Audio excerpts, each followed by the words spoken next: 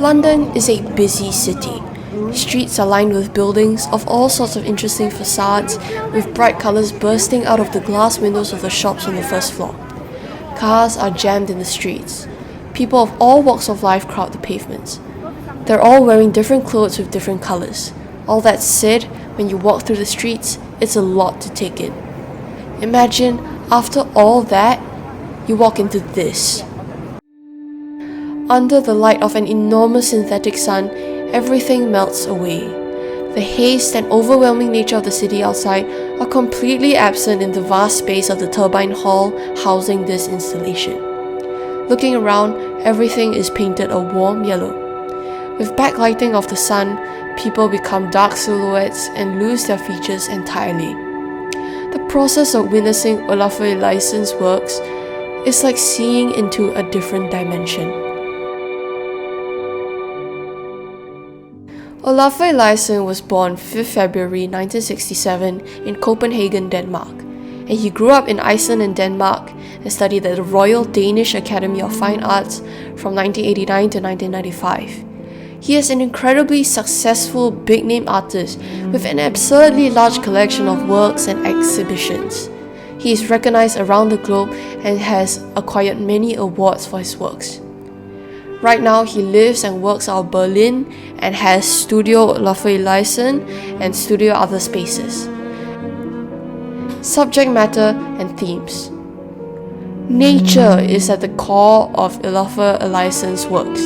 He has works that emphasize the beauty of nature, he has some works that complement nature, and he also has some works that even bring nature into an urban space. He has also created some works that talk about nature and climate change. Light and color are recurring themes in his works. He enjoys exploring the visible spectrum of light in his works, which explains his vibrant body of work that utilize the whole rainbow, such as Reality Machine and Your Rainbow Panorama. His works sometimes look otherworldly, as if they don't follow the rules of our normal life. His works are so interesting because he is fully utilizing what is present in our reality to the extent that it almost looks as if it doesn't belong in our reality, because you see so much light and you perceive it in such a way that isn't present in our daily life. Mediums, processes, and style. Olafur Eliasson has created artworks in a variety of mediums over his career.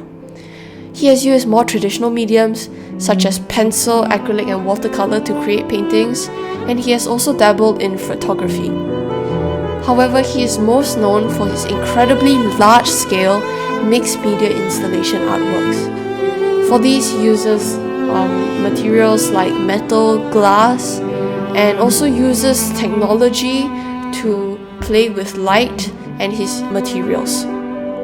When you look at his works, it's obvious that he has a very high level of technical execution in his works, and he also possesses this incredible scientific approach to art making. One of my favorite artworks by Olafur Eliasson would be The Weather Project. The Weather Project was created in 2003, and it was a very large-scale installation that was housed in Turbine Hall, Tate Modern in London. One of the reasons why I love this work so much is because of how immersive it is.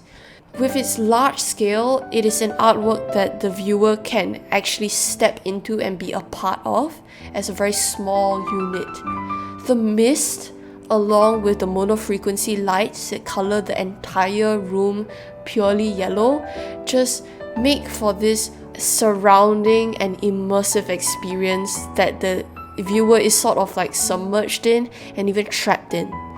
And the other thing about this artwork is the technical execution. To create large-scale works like this requires so much effort, so much resources, so much exploration in terms of its assembly process, but initially the concept as well, how to translate the original concept into such a big artwork. Olafur Eliasson really shows that he knows how to use materials through his choice of using haze machines, how he assembled the scaffolding, and the use of monofrequency lights. And he really also shows that he knows how to use the space that he's given to the max. Conceptually, I think this work is also really impressive because when you first look at it, it's jaw-dropping, it's really cool, and yet I think if you stay there for long enough, it really sort of has this second idea and theme that starts to come out the longer that you stay immersed in it, which is the idea of climate change. Because this work is supposed to simulate a person, the viewer, being very close to the sun, and the sun being so close to us, and its impact that it has on our earth. And that is really amazing. Olafur Eliasson has made significant impact in the art world as well as outside of it. So in the art world, in contemporary art, he has definitely pushed the boundaries of what is art. He's bridged between art and science, especially with his pursuits in Studio Olafur Eliasson. In the outside world, he has also created environmental awareness, such as through his public installations like Ice Watch. Besides raising awareness, Olafur Eliasson has actually gone further than most artists dare to go, and he has taken immediate action to help communities. Since 2012, Little Sun, the social business founded by Eliasson and engineer Frederick Otterson, has produced and distributed solar lamps and chargers for use in off-grid communities. That really makes him so inspiring and incredible as an artist, because he dares to go further than other people and actually use his platform and his abilities of design and his understanding of science to create an impact on our world. And for that, I really admire him as an artist.